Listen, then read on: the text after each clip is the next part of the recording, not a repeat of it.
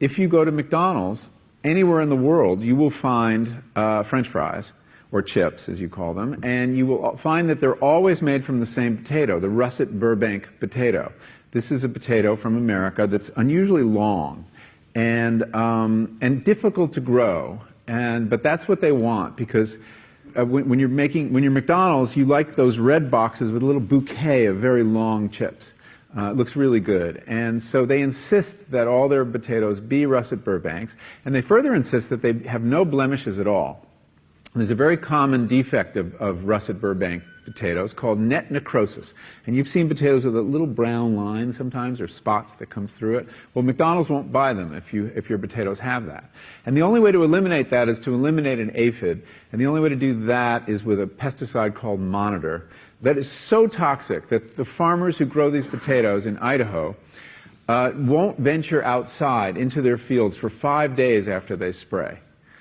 And then when they harvest their potatoes, they have to put them in these atmosphere-controlled sheds the size of a football stadium because they're not edible for 6 weeks.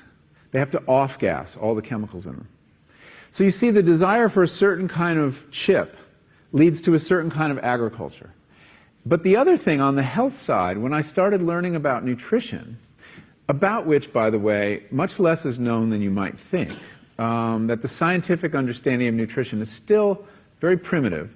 But I learned that what mattered most about one's health was not necessarily the nutrients, good or bad, that you were consuming or staying away from, or even the calorie counts. But what predicted a healthy diet more than anything else is the fact that it was being cooked by a human being and not a corporation.